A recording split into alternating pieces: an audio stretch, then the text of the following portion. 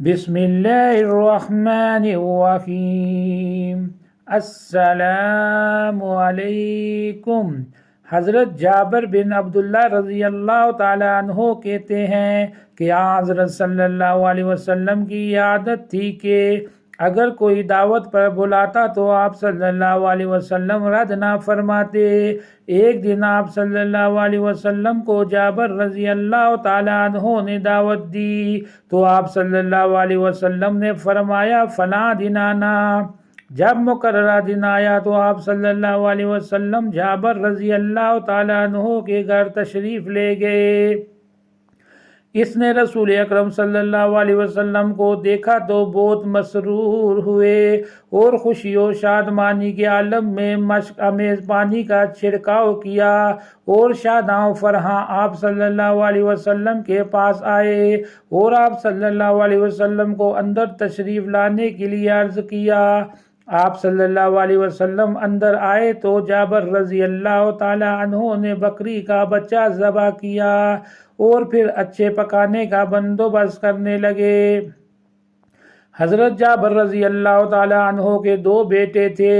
بڑے نے چھوٹے سے کہا تجھے بتاؤں ہمارے والد نے بکری کے بچے کو کس طرح ذبح کیا؟ اس نے چھوٹے کو زمین پر لٹا کر اس کے گلے پر چھری چلا دی اور نادانی میں اسے ذبح کر دیا۔ جب حضرت جابر رضی اللہ تعالی عنہ کی بیوی نے اسے دیکھا تو دوڑ کر اس کی طرف آئی، لیکن وہ خوف کے مارے مکان کی چھت پر چڑھ گیا۔ ماں اس کے پیچھے پیچھے آ رہی تھی، جس کے خوف سے ڈر کر بچہ چھت سے گر گیا اور گرتے ہی اصل باک ہو گیا۔ اس صابرہ عورت نے اس واقعے پر قطعاً رونا دھونا نہ کیا بلکہ صبر اختیار کیا۔ مبادا حضور اکرم صلی اللہ علیہ وسلم کی طبیعت اس واقعے کو سن کر متغیر ہو گئی۔ اس نے دونوں بچوں پر ایک کپڑا ڈال دیا اور کسی کو اس حادثہ کی خبر نہ ہونے دی۔ اگرچہ ظاہر خوشی تھی لیکن باطنی طور پر خون کے گھونٹ پی رہی تھی۔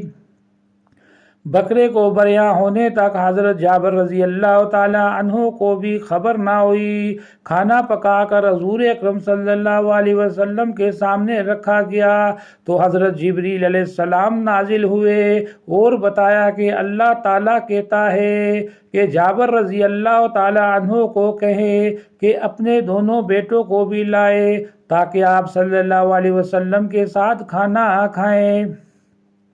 جابر رضی اللہ تعالی عنہ کو حکم ملا تو فوراً گھر گئے اور پوچھا کہ دونوں بچے کہاں ہیں؟ انہوں نے بتایا کہ کہیں باہر ہیں۔